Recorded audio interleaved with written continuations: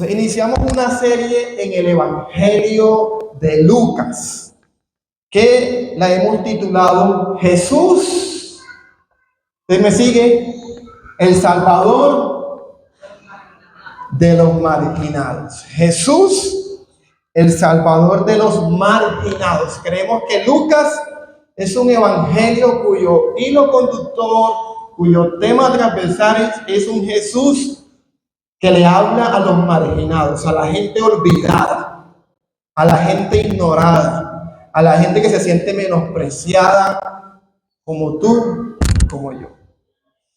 Y este es el sermón número 10 de la serie que hemos venido estudiando entre los miércoles y los domingos. Estudiamos un pasaje el domingo y continuamos el miércoles. Este es el número 10 entre miércoles y domingo. En muchas Biblias, este pasaje, como aparece en el título de su Biblia, como aparece, es conocido, ¿verdad? ¿Cómo lo titulan? Bautismo de Jesús. Bueno, vamos a desarrollar este pasaje bajo el tema identidad antes de la misión. Identidad antes de la misión. Y para introducir el tema, quiero guiarlo bajo la pregunta: ¿cómo enfrentas los momentos de transición en tu vida?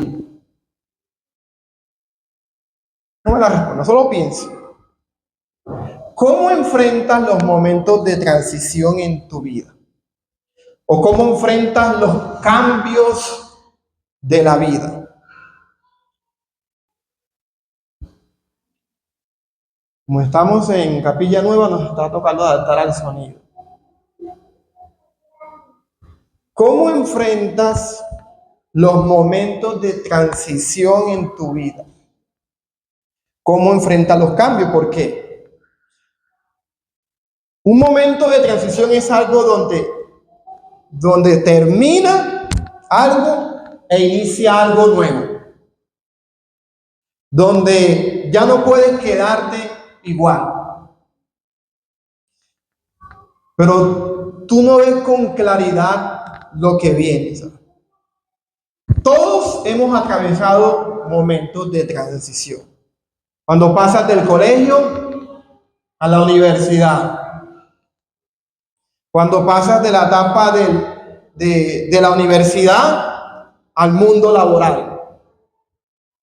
Cuando cambias de trabajo. Cuando cambias de ciudad. Cuando cambias de iglesia. ¿Cómo enfrentas esos cambios? Esas transiciones.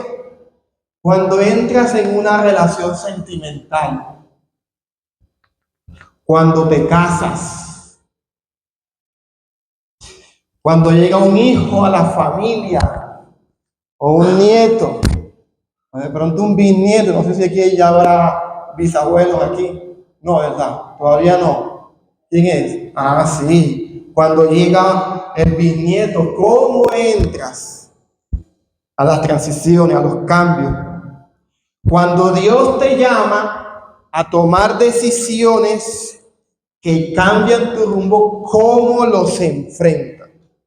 No sé si usted es como yo, que tal vez siente ansiedad porque el futuro no está claro.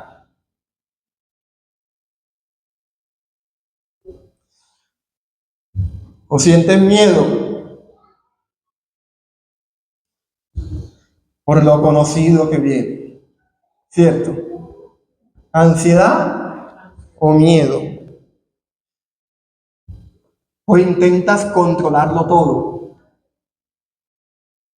para no perder como la estabilidad. Te cuesta salir de la zona de confort y te cuesta soltar el control.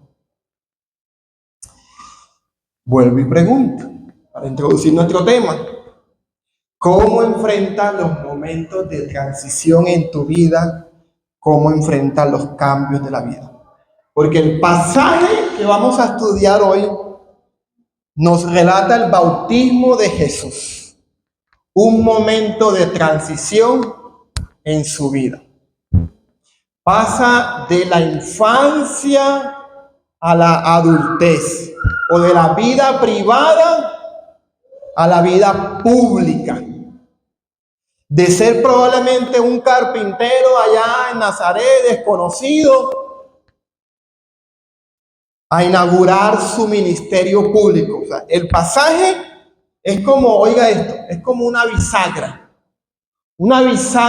narrativa entre la preparación y la misión pública.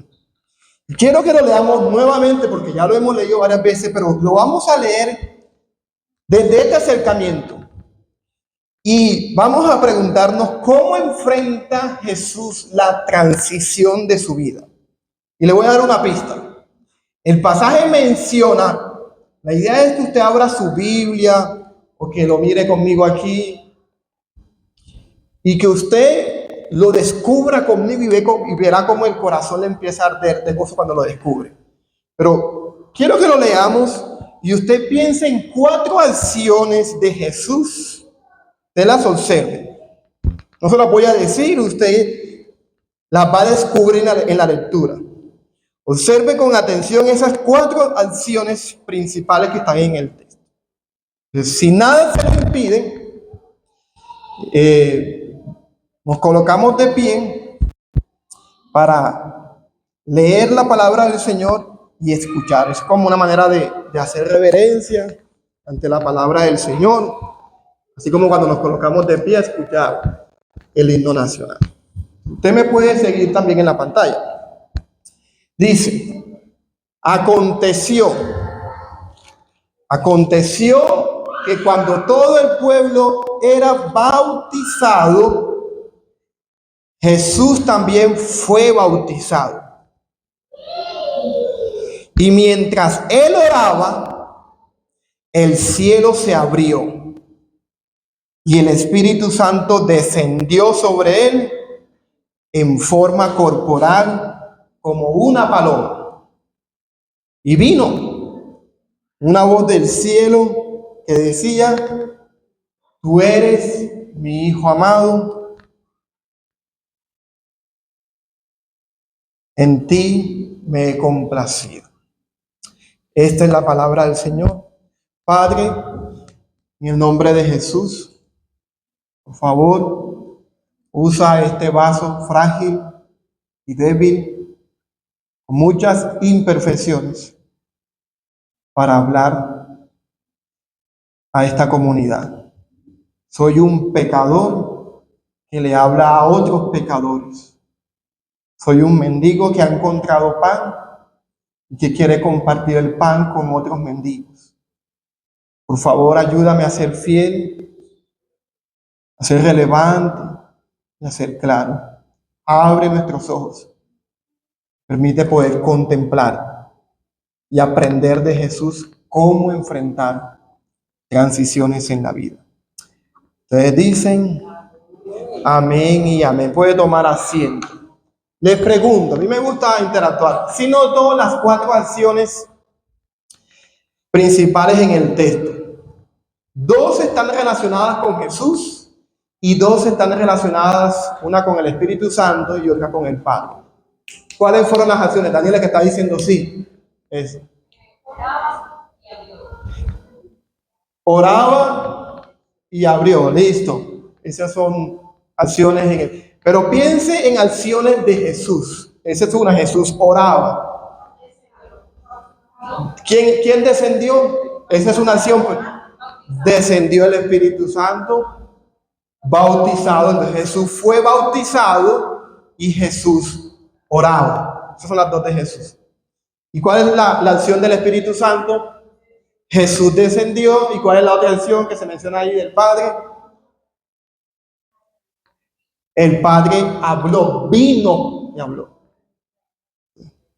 Podemos decirlo de esta manera. Jesús fue bautizado por el pueblo y yo lo voy a llamar el escenario de la transición. Jesús ora al Padre y el cielo se abre. Lo he titulado en oración durante la transición. El Espíritu Santo descendió, el verbo descendió ahí sobre él, la confirmación en la transición, y el Padre habló, vino una voz del cielo, el Padre habló desde el cielo, y lo vamos a desarrollar bajo el tema la afirmación en la transición. Y quiero que noten esto, porque Lucas nos está narrando que mientras Jesús, oiga esto, mientras Jesús era bautizado y oraba, ¿qué pasó? Dios abrió el cielo, envió su Espíritu y afirmó la identidad de su Hijo para la misión que debía enfrentar. Voy a repetir eso. O sea, mientras Jesús, el texto dice mientras oraba. Entonces Jesús fue bautizado y mientras oraba se abre el cielo. Imaginen la escena. Jesús está orando, fue bautizado y se abre el cielo y viene el Espíritu Santo. Viene el Espíritu Santo sobre él y lo confirma, y el Padre empieza a afirmar su identidad. Tú eres mi Hijo amado. Y a la luz de esto, quiero que veamos que en las transiciones de la vida, oiga esto, mientras oramos, Dios nos confirma por su Espíritu y nos afirma como sus hijos para caminar en nuestra misión. Por eso les pregunté, ¿cuál es la transición de tu vida? ¿Cuáles son los cambios que tú estás enfrentando? ¿Cómo los estás enfrentando? Porque vamos a ver con Jesús que mientras en la transición de su vida, de pasar de la vida privada a la vida pública, mientras Él está orando, es confirmado con el Espíritu Santo y es afirmado en su identidad como hijo para caminar en la misión. Más corta sería las transiciones o los cambios de la vida se atraviesan orando. Las transiciones o los cambios de la vida se atraviesan ¿cómo? Orando, recibiendo del Espíritu y descansando en la voz del Padre. Es lo que quiero explicarles. Empiezo con el escenario. El texto dice, aconteció. Y cuando todo el pueblo era bautizado, Jesús también fue bautizado. Y lo pongo en contexto porque el pasaje anterior, de acuerdo con lo que estudiamos el miércoles, ¿te acuerdas de lo que estudiamos el miércoles con el hermano Leocadio? Juan el Bautista aparece en el escenario preparando el camino para la llegada del Mesías. ¿Cuál es el mensaje, de acuerdo a lo que estudiamos el miércoles, que predicaba Juan el Bautista? Juan el Bautista predicaba el bautismo de arrepentimiento para perdón de pecado. Imagínense, eso es lo que está pasando anteriormente. Y el bautismo en el contexto judío no era un rito desconocido. O sea, el bautismo en aquella época era un acto de purificación. La gente se bautizaba para purificarse. Y en algunos casos era una señal de cambio de vida, especialmente para los gentiles, los que no eran parte del pueblo judío, que se incorporaban al pueblo de Dios. Ellos se incorporaban y como un acto público también se bautizaban, como un acto de purificación. O sea, cuando alguien se bautizaba, y vaya conectando esto con Jesús, porque hay una pregunta inevitable que uno se hace con esto. Porque cuando alguno se bautizaba, anunciaba públicamente su arrepentimiento y se estaba preparando también para la llegada del Mesías. Y este mensaje, según lo que nos decía el hermano Leocadio el miércoles, esto despertó una expectativa mesiánica. ¿Qué quiere decir eso? El pueblo esperaba al Mesías prometido, aquel que traería liberación, aquel que traería restauración. Incluso la gente le preguntaba, ¿será que este Juan el Bautista es el Mesías? ¿Será que tú eres el Mesías? Pero él lo negó claramente. ¿Qué fue lo que dijo? Yo no soy, viene uno más poderoso que yo, que él los bautizará con el Espíritu Santo y con fuego. Es decir, yo les doy un bautismo de purificación, algo simbólico. Ahí no es que el agua te está limpiando el alma, no, ese es un acto simbólico donde tú dices, me he arrepentido de mis pecados y lo anuncio públicamente, estoy siendo limpiado. Pero Juan dice, el que viene después de mí es más poderoso. Y ese sí lo va a bautizar con el Espíritu Santo y fuego.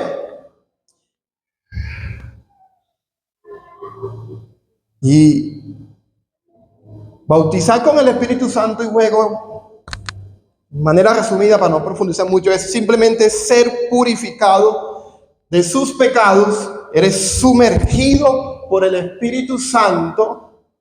Eres purificado, pero también el bautismo con el Espíritu Santo y fuego hablaba de recibirían la ira de Dios o el juicio de Dios si no respondían con arrepentimiento, porque eso es la imagen que usa Juan más abajito cuando dice que el bieldo, es cierto, está preparado, y es una imagen de juicio, de que Dios va a separar el trigo y todo eso, y eso habla de juicio un día. Entonces, el bautismo está asociado con purificación, pero también con juicio para quienes no respondan al arrepentimiento. Entonces, en medio de ese escenario, oiga esto, de arrepentimiento, en medio de ese escenario de expectativa, ¿será este el Mesías? En medio de este escenario de preparación, aparece Jesús y es bautizado. ¿Y cuál es la pregunta que nos hacemos inevitablemente? ¿Cuál es, Vicky? ¿Cuál es la pregunta? Si Juan está bautizando a la gente que se está arrepintiendo de sus pecados y Jesús sale y se bautiza, ¿cuál es la pregunta? Porque Jesús se bautizó. Si todos nosotros sabemos que Jesús no tenía pecado, ¿de qué se iba a arrepentir Jesús? ¿Cierto? La respuesta la encontramos en otro evangelio, el evangelio de Mateo, capítulo 3. Es un pasaje paralelo que cuenta la misma historia. Y dice que Juan no quería bautizar a Jesús diciendo que él era quien debía ser bautizado. Como que hubo ahí, ¿no? ¿Cómo tú me vas a bautizar? Si yo acabo de decir que cuando tú llegues, tú vas a bautizarnos con Espíritu Santo. Y Juan no quería. Pero Jesús le dijo, permíteme esto ahora, porque conviene que cumplamos toda justicia. Y otra versión dice, debemos cumplir con lo que Dios manda. Es decir, aunque yo no tenga pecado, obedezco al Padre. Yo cumplo toda justicia. Oiga esto, y me identifico con los pecadores. Eso es lo que está diciendo Jesús. Yo me bautizo porque yo voy a cumplir con toda justicia. Yo voy a cumplir con la voluntad del Padre de identificarme con los pecadores.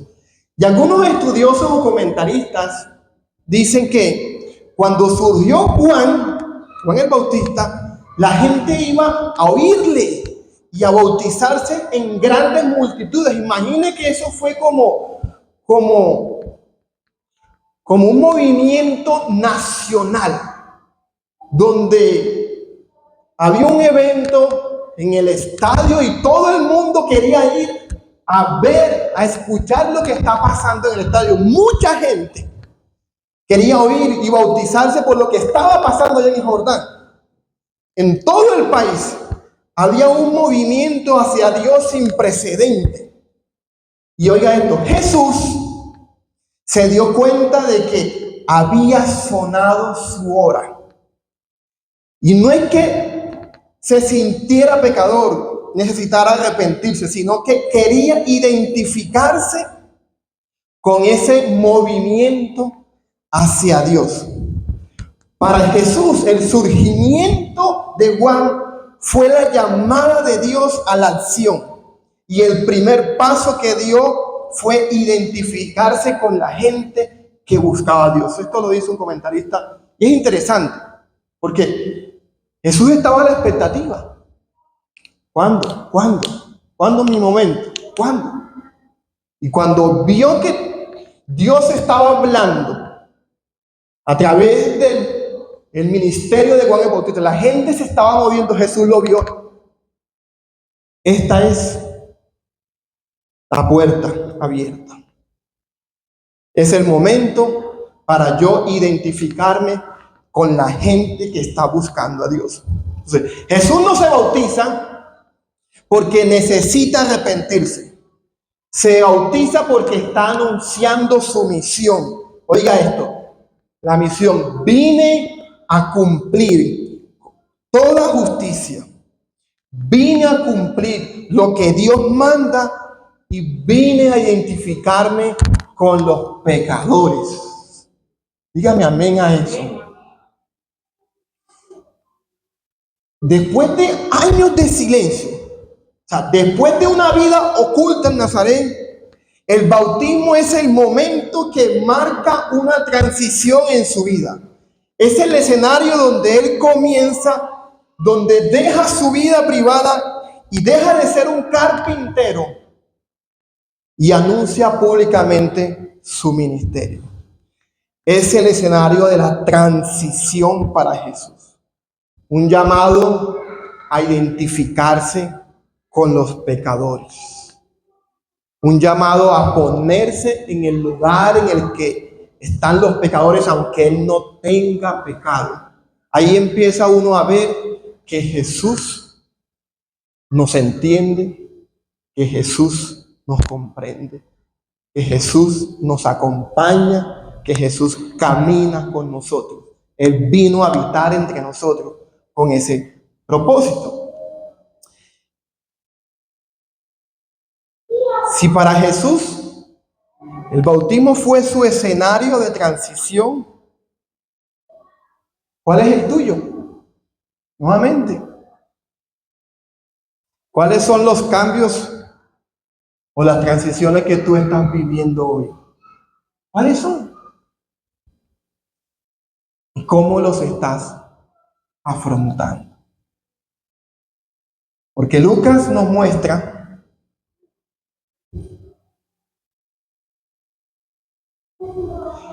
el bautismo como el escenario, pero también nos dice cómo Jesús empezó a afrontar.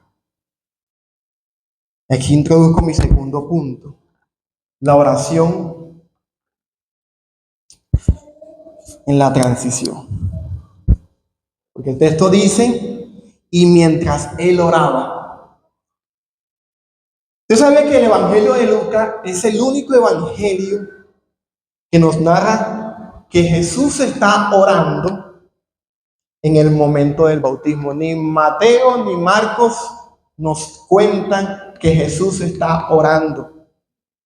Y yo creo que esto no es casualidad. No es como un detalle menor.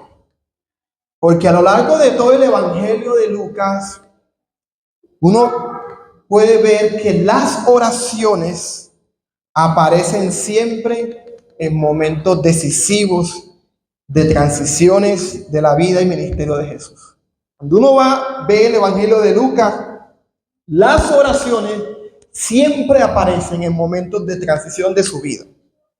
Por ejemplo, antes de Jesús elegir a los 12, ¿se acuerdan? Jesús oró toda la noche por los 12. Lucas capítulo 6. Antes de preguntar por su identidad pública a sus discípulos, ¿quién dice la gente que soy? Jesús estaba orando a solas. Lucas capítulo 9. Antes de dirigirse a Jerusalén para ser crucificado, Jesús subió a un monte a orar y allí se transfigura. Estaba orando en aquel monte. Antes de enseñar al Padre Nuestro, Jesús estaba orando. Y de su vida de oración nace la famosa oración del Padre Nuestro. En el Semaní, antes de ser arrestado y de entregarse en la cruz, Jesús ora intensamente. En el momento más oscuro de la transición hacia la cruz, Jesús está orando. Y en la cruz, ¿se acuerdan?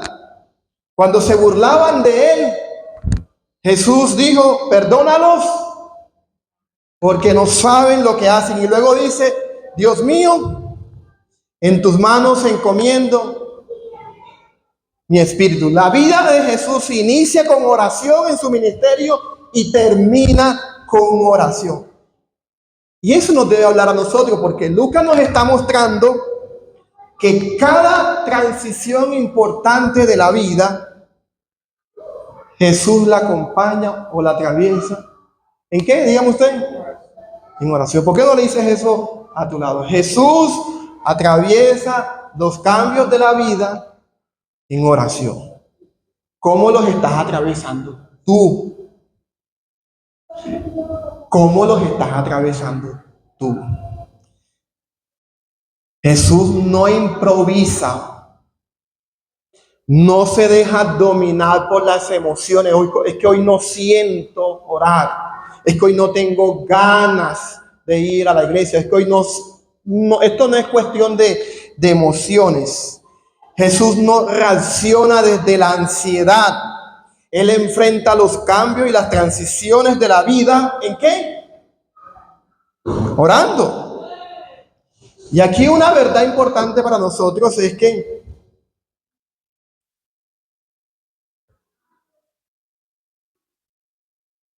no hay transición saludable en la vida cristiana sin oración. No hay transición saludable en la vida cristiana sin oración. ¿Por qué? ¿No les ha pasado que cuando no oramos o no intensificamos nuestra vida de oración, en medio de esos cambios de la vida, en medio de esas transiciones, nos domina la ansiedad? ¿No te ha pasado que te gana la ansiedad? Nos gobierna el miedo. Y empezamos también a tomar decisiones sin dirección.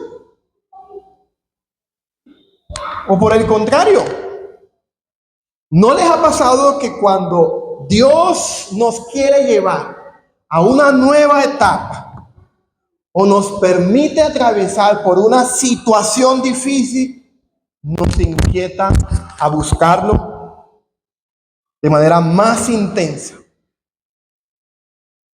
para que podamos tener la fortaleza y la sabiduría para enfrentarlo?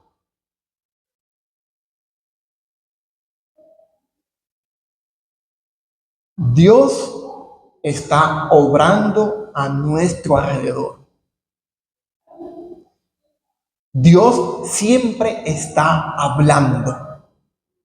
Muchas veces no identificamos la voz de Dios y no nos unimos a lo que Dios está haciendo porque no hemos cultivado una relación, una comunión, una intimidad con el Señor. Pero estoy hablando de esta oración de Jesús, de esta oración de dependencia. Cuando Dios nos quiere llevar a una etapa de la vida o nos quiere atravesar por situaciones o pruebas difíciles, en mi vida yo he sentido esa inquietud de intensificar mis tiempos de oración o de buscar al Señor con mayor fuego, dando esa expresión. Porque aquí abro un poquito mi corazón. Creo que es la sensación que hemos tenido desde que nos trasladamos aquí a la capilla, mi esposa y yo. Percibimos que Dios nos está preparando para algo nuevo. Puede ser un crecimiento numérico, ¿cierto? Porque uno ve este lugar tan grande y oremos. Señor, añade los que han de ser salvos, multiplica a los discípulos, levanta, Señor, restaura los matrimonios, restaura la familia, que tu evangelio, Señor, atraviese los corazones y devuelva la esperanza. Y uno se apasiona, quiere que en este lugar más familias puedan ser bendecidas, porque uno ve la necesidad. Somos pocos, pero podemos multiplicarnos, podemos dar de gracia lo que hemos recibido de gracia. Pero también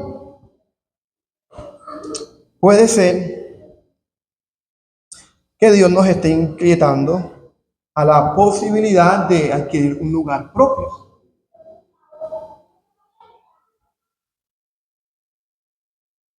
Tener nuestro propio salón y empecemos a trabajar por eso.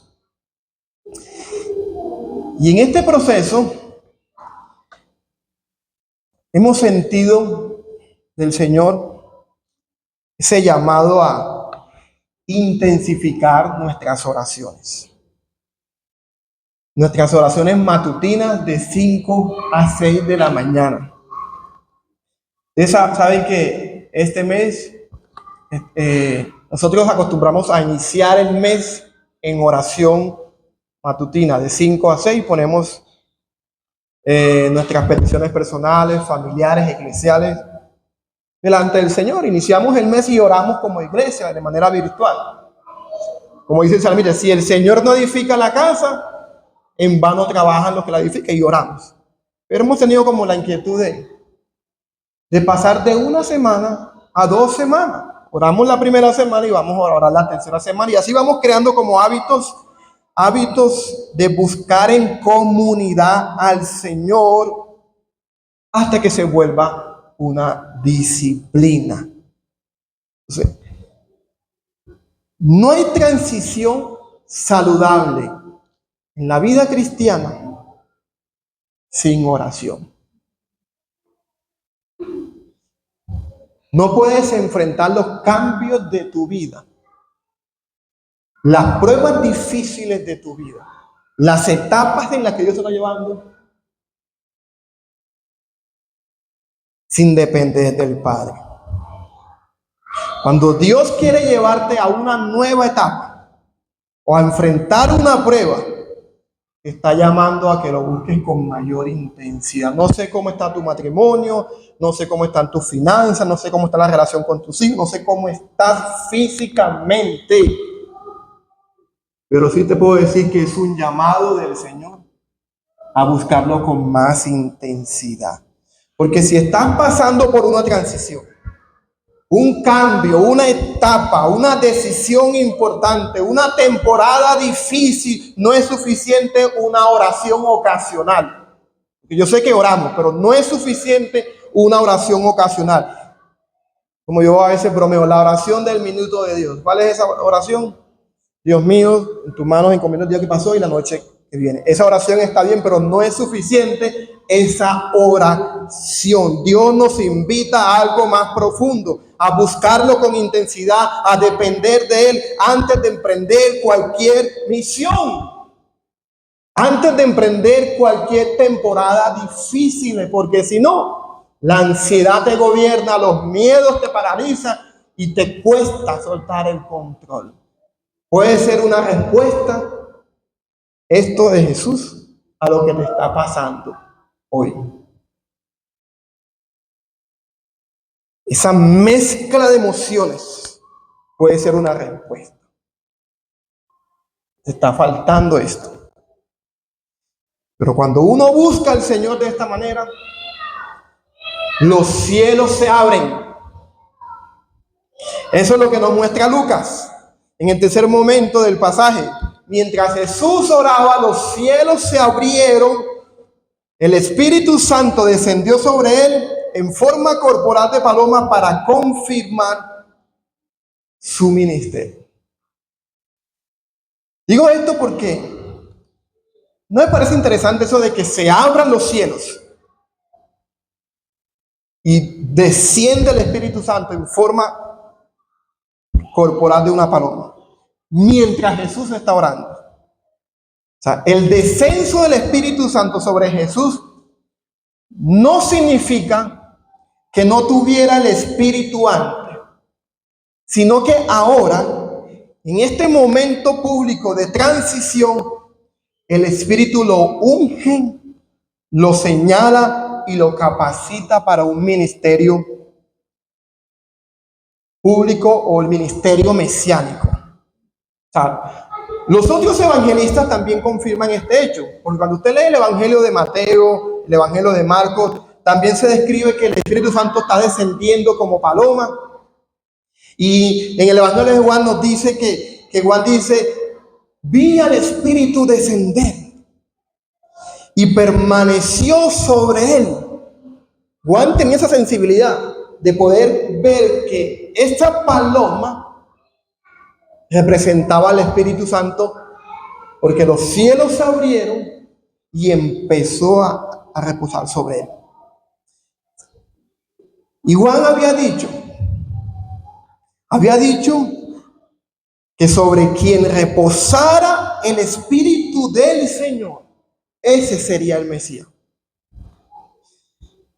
Entonces, en otras palabras, este descenso visible del Espíritu es como una unción divina, es como una capacitación, es una confirmación pública de que Jesús es el Mesías, es el ungido. No solo es una imagen bonita, es Dios señalando, este es el elegido. Cuando alguien se ungía, se estaba diciendo, tú eres el elegido. Entonces el Espíritu Santo está diciendo, Él es el elegido, Él es el Mesías, Él es el que estábamos esperando.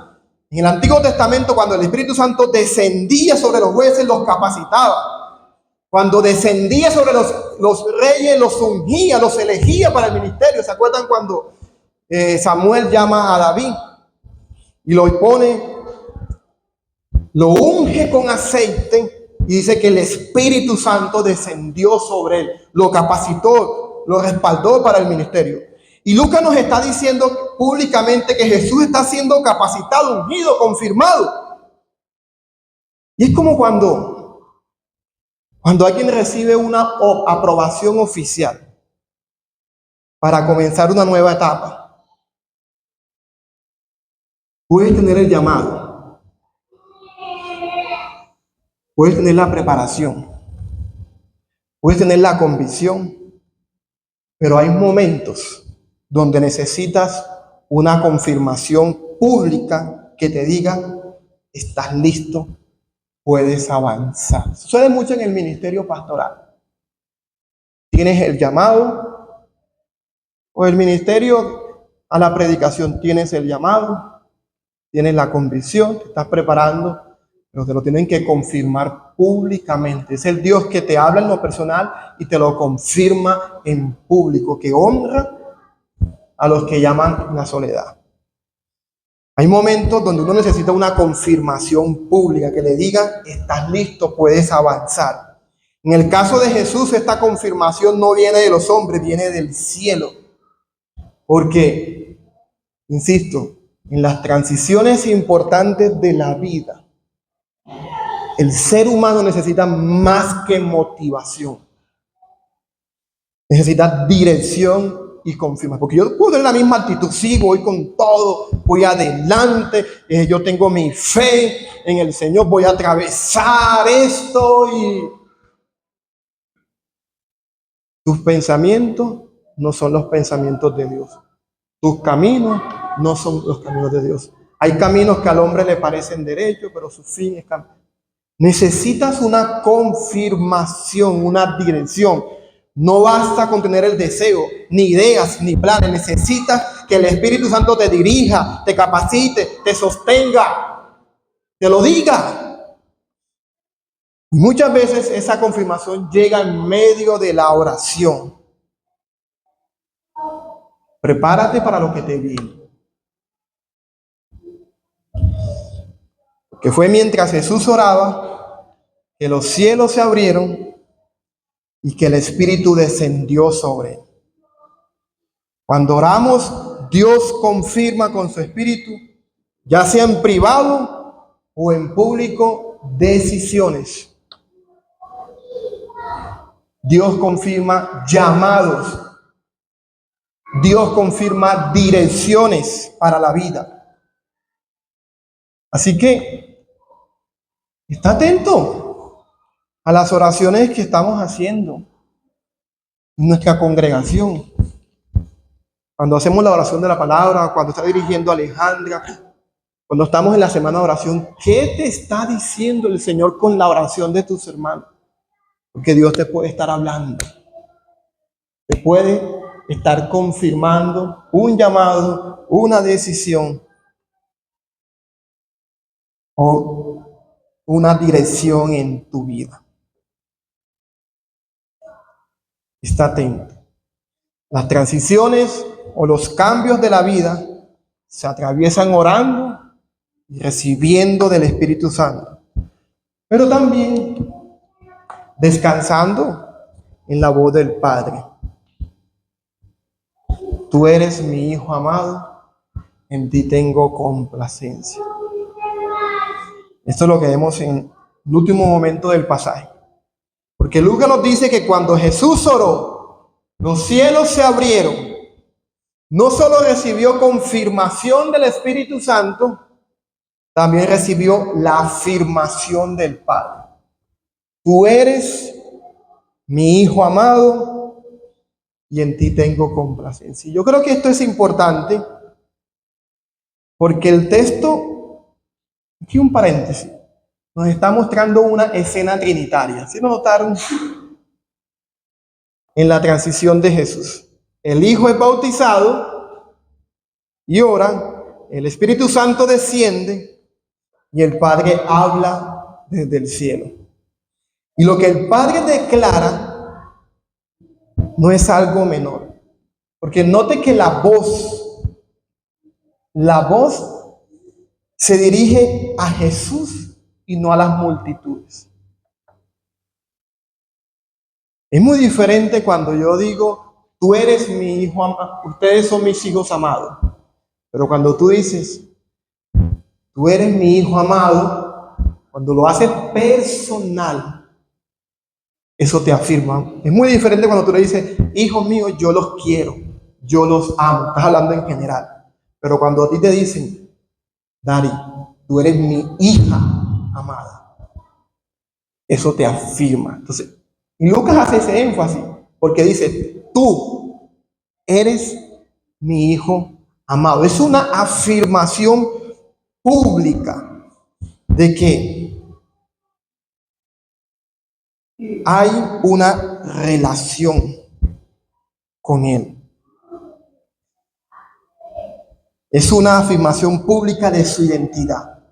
Porque antes de que Jesús haga milagros, antes de que predique, antes de que sane, antes de que vaya a la cruz, él dice, eres hijo. Y hijo implica relación.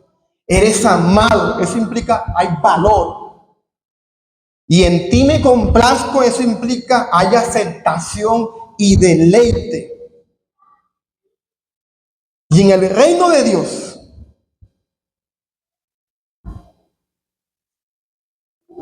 la obra no comienza haciendo, sino siendo. Eres hijo, eres amado, me complazco antes de que hagas cualquier cosa. Mi amor por ti, mi vínculo, mi relación contigo, el gozo que tú me produces no depende de lo que vas a hacer o lo dejes de hacer. Eres amado y punto.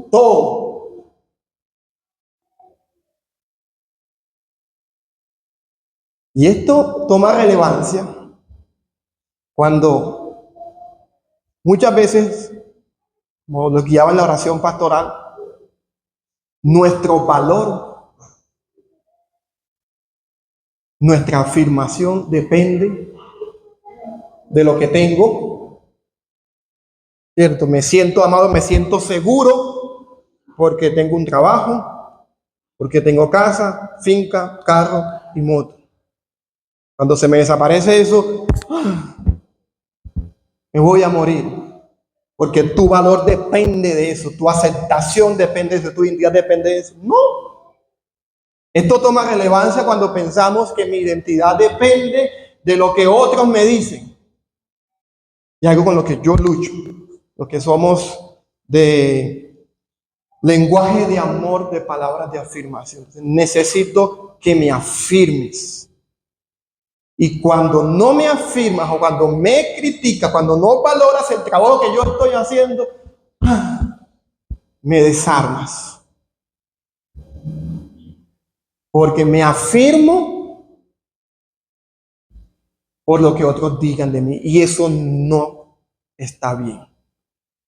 Mi identidad no puede depender de lo que me diga la otra persona. Hay palabras que duelen, hay palabras que son como espada, dice el proverbista, que atraviesan el alma. Pero cuando hay una identidad firme, piensa en Jesús, en las muchas palabras duras que le dijeron, en el beso traicionero de Judas, en la negación de Pedro. Hay cosas que marcan. No quiere decir que uno va a ocultar las emociones, pero Jesús oraba y Jesús enfrentaba transiciones buscando al Señor. Por eso les hice el panorama. Cada vez que iba a enfrentar cambios, transiciones, humanamente no voy a poder. La escena que más me conmueve es cuando sube al monte de la transfiguración. Porque Jesús ha estado en Galilea haciendo milagros, es popular, pero Jesús sabe, ya se acerca, falta una semana. Y empieza a caminar, o faltaban varios días, y empieza a caminar a Jerusalén. Pero antes de caminar a Jerusalén, Él se retira a un monte alto, llama a los 3 mosqueteros, a 3 amigos, Pedro, Juan y Jacobo, acompáñenme a orar. Y allá escucha nuevamente la misma frase. ¿Se acuerdan? Este es mi hijo amado. Lo vuelve a escuchar allá, a él oí. Y con esa afirmación de que eres mi hijo amado, Jesús sale del monte, firma su rostro y empieza a caminar. Cuán importante es que nuestra identidad dependa no de lo que otros me digan, no de lo que yo haga, no de lo que yo tenga, que dependo de lo que dice el Padre de mí. Entonces, toma relevancia el pasaje cuando pensamos en cómo nos identificamos. Porque a veces ponemos la identidad en el desempeño, ponemos la identidad en la actividad. Muchas veces después del desempeño, después de la actividad, de lograr algo, después de demostrar la capacidad, después de cumplir con las expectativas, no vas a escuchar gracias, buen trabajo que hiciste. Te quedó, como decimos en la costa, sabrosa la comida, mija. A veces por X o Y situaciones estamos enredados, ocupados en cosas, otras veces porque a veces no van a valorar lo que tú has hecho.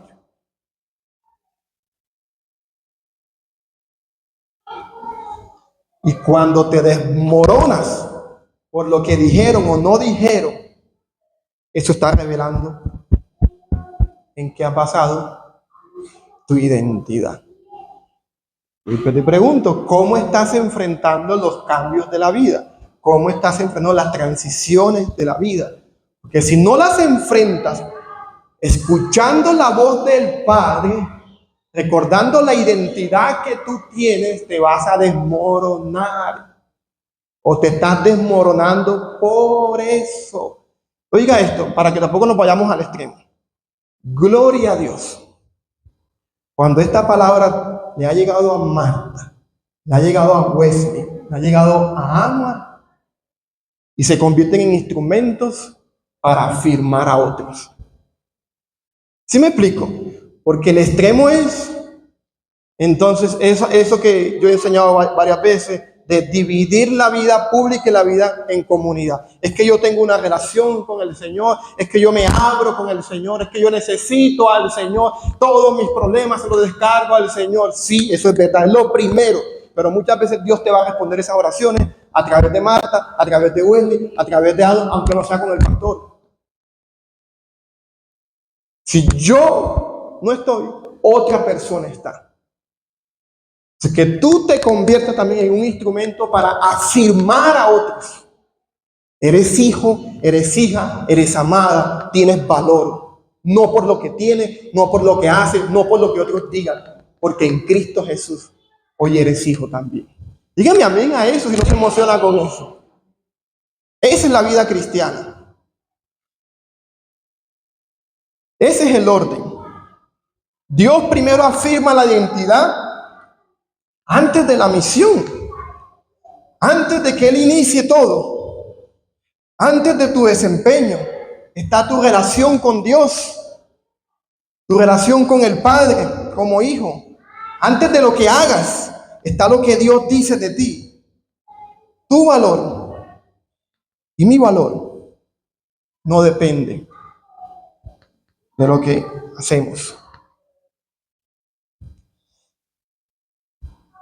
Ahora bien, cuando el Padre dice, tú eres mi hijo amado y en ti tengo complacencia, uno puede observar aquí dos ecos o dos alusiones al Antiguo Testamento. Los que les gusta esto de escudriñar la Biblia, hacer estudio bíblico, Biblias como las Américas, tienen un pie de página y hay un versículo que te cita al Salmo 2 y a Isaías 42.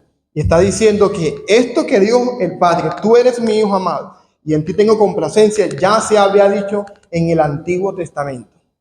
Y el Padre toma eso que dijo el salmista y eso que dijo el profeta y se lo empieza a aplicar a Jesús. Y en el Salmo 2 es donde Dios declara al rey mesiánico como su hijo, quien gobernará con autoridad sobre las naciones. Él es mi hijo.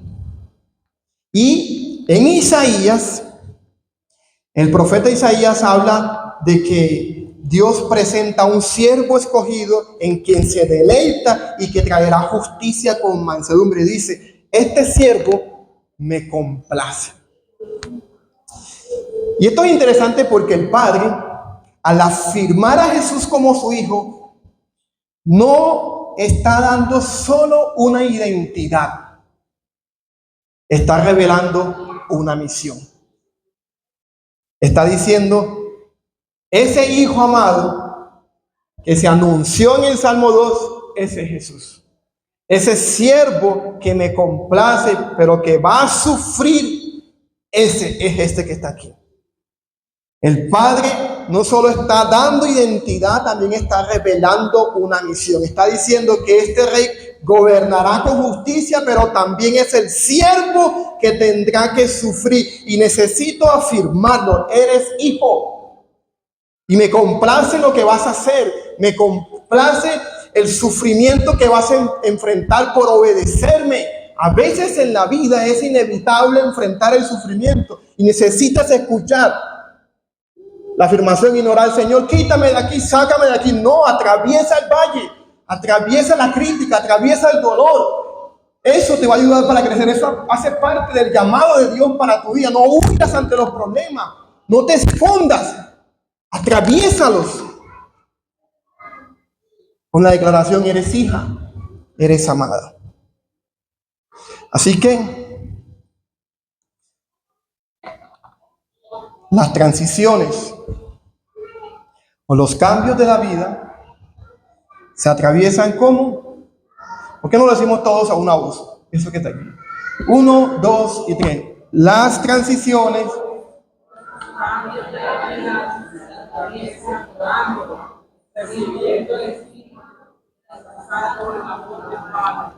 amén. Te dejo con 3 invitaciones. La primera es lo que hemos dicho. Enfrenta las transiciones y los cambios en oración. Y si esto que estás viviendo es más difícil, es un llamado a que lo intensifiques. Y segundo, recuerda tu identidad como hijo.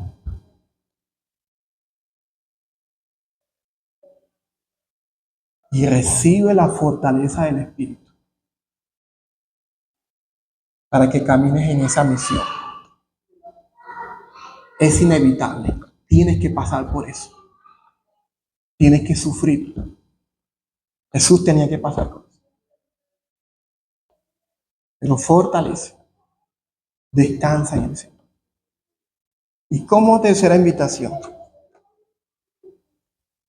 tiene que ver con un llamado a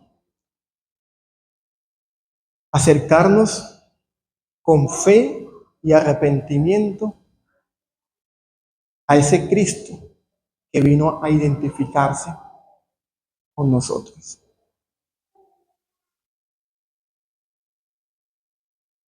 Él tomó nuestro lugar. Él vino a mostrarnos el ejemplo. Y eso debe producir en nosotros una respuesta también de arrepentimiento y fe.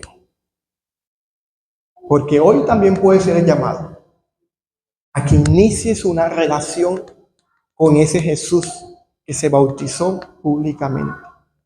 Hoy puede ser el llamado a que las transiciones o los cambios de tu vida los enfrentes en una relación con Jesús. Porque una cosa es enfrentarlo con buena actitud, con buena motivación, con deseos, con las ganas. Otra cosa es enfrentarnos como los enfrentó Jesús, con una relación con el Padre. Así que te invito a que inclines tu rostro, que oremos.